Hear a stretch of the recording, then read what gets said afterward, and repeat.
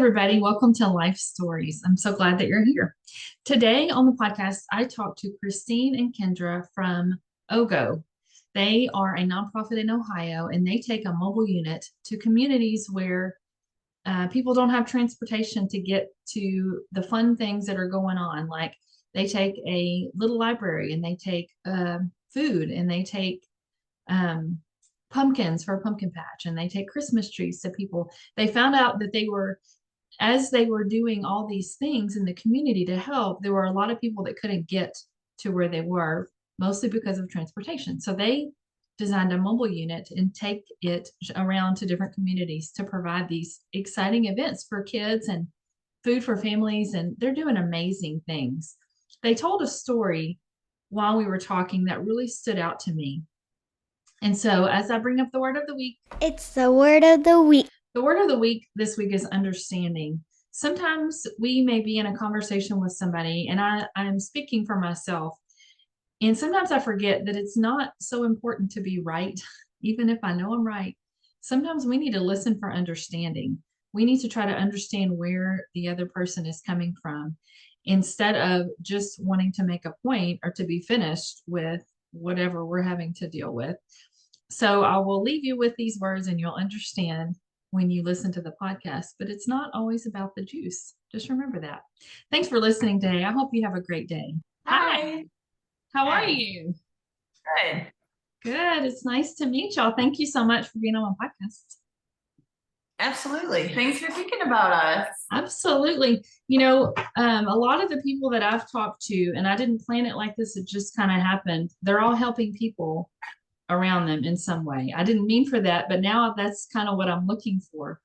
And y'all's organization stood out to me because you're doing amazing things. But what really stood out to me was the kindness that you would do what you were doing and take it places, because you don't have to do that. You can stay where you are and do what you want, but you're thinking of all these kids and people in the community that can't get to where you are.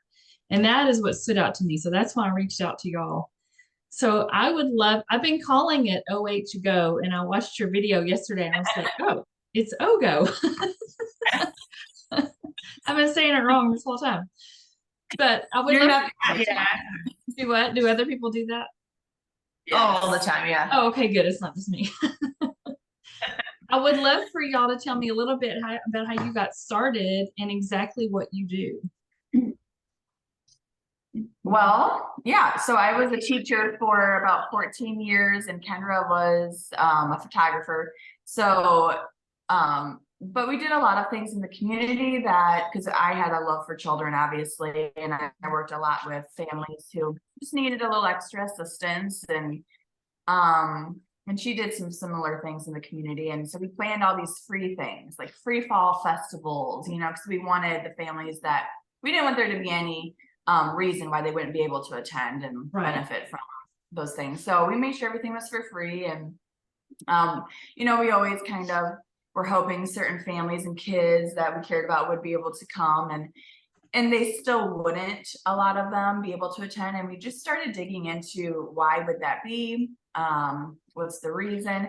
And the largest reason was most of them didn't have access to transportation. Right. There were other reasons. A lot of grandparents raising grandkids now, and that's difficult. Sometimes. People with disabilities. It's just, there were some things like that we just weren't aware of how present it was in our community. Right.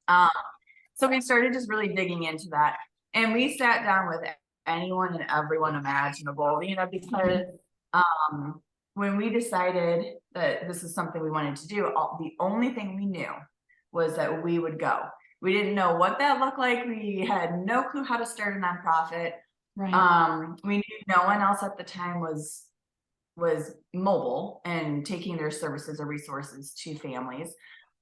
They were all stationary. So we just decided, okay, we're gonna do this. We're gonna go. And that next morning, my husband was completing his master's online. Mm-hmm. And he had to see what his next class was going to be. And he said, nonprofit law, what does that have to do with anything? And I was like, what did you say? And he's like, my next class, and they were 6-week classes, he said, is in nonprofit law. He's like, that's strange. Amazing. And I was like, well, I need to tell you about the conversation that Kendra and I had last night. And so very long story short, in 6 weeks, we had our nonprofit status. His instructor said, this is a mock course, but I just feel like if anyone wants to do this for real, I'll make sure that you do it the right way. Wow. And we did. So yeah, that night at dinner, I drew the OHgo logo on a napkin, and yeah, it's been going ever since. It's amazing. Well, do you remember the very first thing that you did, like mobile, y'all's very first OHgo project? Yeah, so like before starting OHgo, so we weren't officially OHgo yet, we decided that Christmas that we were going to buy as many Christmas trees as we could and just give them to people that didn't have Christmas trees. We had heard of a family that didn't have one, and so we convinced a lot of our guy friends with pickup trucks to kind of come with us. I think we went to like Menards and bought them out of the trees we could afford. Wow. We had tree stands, loaded them into pickup trucks, and then we just sent anybody that was willing to come with us into neighborhoods. And if they didn't have a Christmas tree that we could see in their window, we'd knock on their door and just give them a Christmas tree. And that was the first thing that we ever did. And I remember, I don't think you were there. I wasn't able to go to that, and she called me like as soon as it was over. Yeah, and I was like, I think this is what we need to do. And so that was kind of like where we put our foot in the door. And we still do that to this day. It looks a little different now, but my favorite was like the second year, they would know like if we were coming into their neighborhood, we started doing it like trick or treat. So if they needed a tree, they would leave their light on. If they didn't need it, they would turn their light off for us. Oh, wow. And we had a couple of them that their lights were broken, so they'd put, dear tree people. They were like, I was like, please don't leave us. And they called us tree people because, yeah, we were just starting, and it was like, I remember someone told us when we were starting, we sat down with the city manager and some other people, and they said, just be prepared. Like when you're starting from nothing, people won't even know your name for 5 years, you know? And I remember thinking about that, and I was like, okay, well, that's not why we're doing it anyway. But it all started kind of making sense as we started doing this, like, you know, how important it was for them to know that there are actual people on this side of the name that really genuinely cared. So those first couple of years, we just didn't accept that. We just thought, we want them to know that it's us, the entire community that really genuinely cares about them. So we started building relationships as much as we could, and everything we did was, we didn't even start with food. It was just all relationship building, and that was like, I think the best decision we could have made, probably. That's awesome. So Christmas tree, I love the Christmas tree thing because I love carving my Christmas trees. Like I'm ready to put them up now. My husband will not allow it, but I love having, so I think that's beautiful that y'all do that. And I know y'all do a whole lot of other things. So what other ways are you helping the people in the community? Well, we started with our first project besides the Christmas tree, which was just really, OHgo wasn't even, didn't exist at that time. Was our bookmobile, which is a traveling library. And that did start because we knew we were going to be mobile. So we thought, well, we can turn a truck into anything. Yeah. We kind of have. And I was a teacher, and specifically a reading intervention specialist. And I just knew the regression that would take place over the summer months. And just, you know, the lack of healthy, nutritious food, and someone to sit there and read with them and interact with them. Some of the families, you know, and I just wanted to make an effort for us to go out to neighborhood parks, and we kind of made sure they knew when, and these kids started coming out, and we would read with them, play with them. I'm just going to be honest. At first, when the idea was proposed that we were going to turn a truck into a library, I'm like, this is going to flop. No one wants to come out here and get books from us. Right. Sure enough. I mean, I ate those words immediately because they poured out. They were so excited to get books. They would sit and read. We had some college boys with us our very first year, and even the boys, you know, they'd be playing basketball in the park when we would roll up there, and they would stop what they were doing to come over and read with the guys, and you know how meaningful that is. That, well, even in the beginning, they would be like, what do you have in that truck? And we'd say book, and they'd be like, book. And they're like, whoa, you know, acting like they didn't care at all. And then we'd see that kid 20 minutes later, still just like engrossed in reading and conversation with a mentor, basically. So That's yeah, awesome. so we started with bookmobiles, and that kind of snowballed into pumpkins, I think, right? Because that was summer months. So then we decided, you know, a lot of families don't have access to go to the pumpkin patch, right? Like even if you Right. can get a pumpkin, it's from Aldi. So we decided we were going to turn our trucks into pumpkin patches. So they're actually doing that right now. I just put all the pumpkins out there. We have like 400 Oh, wow. pumpkins that they're loading into Oh trucks. my and goodness. yeah, we go to like 5 different stops, and the kids get to go in. We actually pick them up, put them in the trucks. They get to pick out their pumpkin from the little patch, and Wow. get stickers, face painting, not by professionals by any means, and then donuts. So we kind of have like a little fall festival that we do. And like I said, we do like 5 stops in 3.5 hours. So it's a very fast paced moving fall Yeah. festival. But that was really fun for us. Yeah. And then that transitioned into Christmas, which we do the Christmas trees. And we also launched Project Happy Christmas. And we did that our very first year. It was our very first, once we officially became OHgo, we decided we were going to try this. And that kind of stems from, I don't know if you're familiar with Operation Christmas Child, like the shoe Yes. boxes that Yeah. okay. Yeah. So we were involved with that at our church, and I think that's a fantastic program. But you know, you have to pay for shipping on these boxes, and then you pay Right. for these boxes, and then they go overseas, which is fantastic. But what about the kids right here in this community there that are Exactly. totally just being left out at Christmas time? So we decided to take that concept and keep it local, and we deliver those. So we hand deliver. Last year we hand delivered 3,500 shoe boxes. Wow. In 2 counties with like 450 volunteers, and so Oh I think my that's goodness. probably everyone's favorite thing to volunteer for. Sometimes the weather Yeah. sucks, but we get to go. We basically create routes based on, you know, bus routes and stuff like that. So we actually just send groups of people with giant trucks full of gifts, and they just scour the streets, knock on doors. If the kids Oh are my home, we got goodness. teenagers running presents back and forth to doors, and so that was really exciting and fun. Yeah. That is exciting. I think that was the first night that everyone realized just how nuts we are. I think that's when we realized it too. Y'all feel are very creative. You're very, very creative. We always Um, say we're pretty unconventional, and Right. it works. Right. Yeah. Well, I was going to ask how you decide, but you kind of said y'all just go all over. Do you have specific areas where you know you're going to go, or do you just kind of just go? Yeah. One of the groups that we sat down with at the very beginning was schools, administrators. Oh, that's good. We really talked about a lot. Now they can't just say like, here's all the kids on the free and reduced Right. lunch. I mean, Right. but they really can give us a great idea of like these, they know where their buses go. Yeah. And what streets have the most children in need. And that's kind of where we started.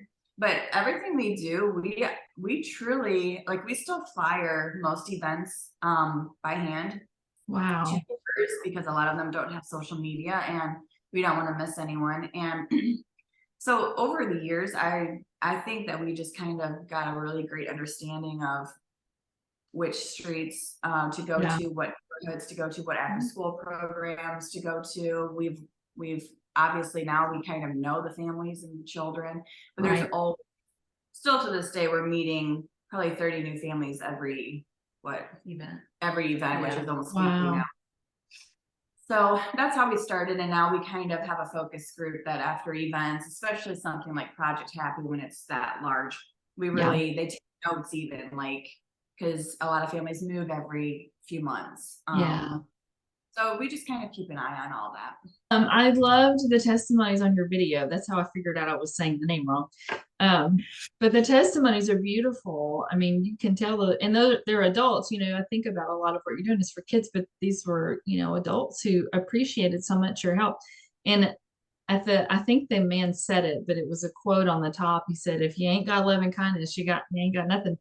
There's a whole chapter in the Bible about that. Like you can do all these nice things, but if you're not showing love, you're just really kind of wasting your time. So I love that people see that in what you're doing. We do always say, you know, we use the term love in action a lot because I mean, I think a lot of people would consider themselves very kind, genuine people that love others. And I believe that wholeheartedly, but we just try to always keep in check with us and our volunteers and anything that we do, even a Facebook post, like who, not what is important. Right. And just making sure that we're not just sitting here thinking, oh, I love this person, I love what I do. It's how do you radically like demonstrate that and show that to others. And I think one of our big things is just always show up. So, Yeah. no matter what we do, we always joke that we're more reliable than the postman because it doesn't matter what the weather's like or whatever. And I mean, I just Yeah. kind of feel like, like when you show up for people and you Yes. don't ask for anything in return on our end, that's just kind of one of the ways that we're able to build the trust that we've built. Oh, absolutely. That's absolutely true. Is there any event that really has stood out to you that, I mean, maybe the first one, or, is there one that y'all have done that you just were really moved by more so than others? Jeez. I mean, the one thing that sticks in my mind, which is kind of funny because we haven't really talked. So, through all those events, we did create a mobile food pantry. So we have a school bus that's a mobile grocery store. And that's probably what anyone locally would know us for, would be our food pantry. Right. So I hate to even say that that is something that has moved me, but when we first started our food pantry, we would set up in a small park. We were kind of testing out the concept, if it's going to work. How big of a pain in the butt is it to, bring thousands of pounds of food and set up a grocery store in a park? And you never knew how many people were going to show up. We still don't to this day. Like last Thursday, we served 677 families. And like, how do you know to prepare for that? And the one thing I've always said is we've never run out of food. That's one thing. Everyone is left with something. Now, that doesn't mean that we haven't had everything for everybody, but at that specific event, I remember we were there and we had been bringing some different organizations with us. So they're interacting with people, and it's cool. It's fun. Everybody's having a good time. And a lady had come up because we ran out of juice. And I think we talk about this quite a bit. And I just think it was one of those things in my mind that it actually clicked for me. I'm a action learner. I need to see it, and then I need to hear it and watch it happen so that I actually understand it. But she came up, she was very, very angry. So she was kind of rude to the volunteers. So she got sent to me, and I think you were there too. And we were both just standing there, and she came over, and she was just so upset that we ran out of juice, and how could we run out of juice, and her family needs juice, and getting angrier as we spoke. And I just remember thinking, okay, like, it's juice, like, just chill out, it's fine, like, whatever. And I remember Christine started talking to her, and she kind of was starting to calm down. And then my dad had walked over, and he's like, because at this time we were running more than one pantry. So we had another pantry going right, probably 2 blocks down, maybe something like that. And he offered her, he said, well, the other pantry hasn't even started yet. So let me give you a ride down to our other pantry. I know for sure there's juice. We'll get you juice. Everything will be good to go. And in that moment, it just immediately, she just kind of was like, okay, good. And it was fine. Everything kind of dissolved. She just changed her whole demeanor. Wow. She was almost like in shock a little bit. I don't feel like she probably has, and this is my opinion just from being in the experience, but that she's had someone so quickly just say, not be turned off by her being upset, but just trying to understand and listen for understanding and just think, okay, well, how can we help? Because this seems desperate, and we might be thinking, what the heck is just grape juice? Right. But I remember seeing that happen, and her just immediately thanking him, couldn't believe it, thank you so much. And I just remember telling myself, Christine, always remember, it is not about the juice. It was never about the juice. We don't know how many crushing things are going on in these people's lives, and they will be the first to say that they need the food and the resources and services, but they need the interaction and the love and just as much, to come out into these neighborhoods, and then they see each other and talk to each other for the first time in maybe a month, and they're learning from each other. We might not know how to cook collard greens, but they do, and they're saying, oh, I'll show you how to do that. And so it's about that connection and feeling like you belong. And I just remember that stood out to me. And then, Christine kind of verbalized it, and I was like, oh, that's it. That's what it's about. Because we feel, when you're out there and you get to hand these kids pumpkins that have never got to carve a pumpkin in their family, that makes you feel good all the time. Yes. And I'm not trying to sound like we get to see it every day, but that's something that's a little more common for us. So when we have those kind of interactions that are a little bit different, it just kind of like brings it home and reminds you how important, what you're doing really is. Because to me, a pumpkin is great. A pumpkin brings a family together, but it's not going to change your life, but encounters where we can solve a problem together and realize that there's, genuine care and trust. Then I do feel like that kind of moves us in the right direction. So. Yeah, that's beautiful. How do y'all get your funding? Do you just have people that donate? Do y'all have a fundraiser every year? Or All are of y'all the funding above. it? So I write grants, mostly to our community foundations, and that's a big source of income. And we do a couple fundraisers, but one major fundraiser event every October, called the Empty Bowls Mhm. event. And then we have people make regular donations. They're able to get on the website and do that easily. But then also we have something called Sponsor a Shelf. Mhm. And that's a little more, I think, for businesses and organizations. Right. And they kind of pledge to keep healthy food on our food bus and in our school pantries, which we have almost 40 of those too. And then in return for their, usually it's a 6 or 12-month donation, then their logo is displayed on that shelf as That's a thank awesome. you. So there's Yeah. a lot of different. We do the t-shirts. Oh, I draw, we try, we're a little behind right now, but a few different designs for t-shirts and for a donation, people can get those, and that goes right in. A lot of the stuff we do just goes right into providing food for families. So Yeah. Yeah, I think every t-shirt's 4 meals, which is kind of cool. So you Oh, can that's wear kind of- neat. yeah. Yeah. Yes. Cool. Tell me about the Empty Bowls program. What is that? What do you do? that's a project that we do at the winery, local here. And so leading up to the event, we have a lot of different community members. Some claim to be artists and they are not. No, no, I mean, it's for anyone.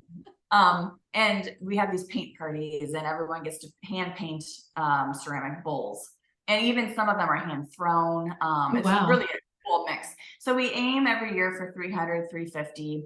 And so when guests, they're used for this event. So when guests are getting a ticket for the event, they show up and the first thing they see is 300 empty bowls. They represent the families that are food insecure that Wow. might not know where their next meal is coming from. Right. And hopefully as a result of the fundraiser, we'll be able to reach them that coming year. So it's a good reminder because they get to take that home and keep that with them. But then we serve everything that kind of makes sense for bowls.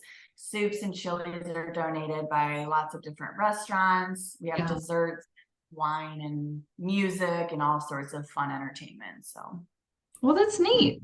I love that. But one of the things I'm hoping in all of this is that somebody will see this and go, oh, I can do something like that, in another state or wherever they are. Maybe they can't do what you're doing exactly, but maybe it'll give them an idea to do something.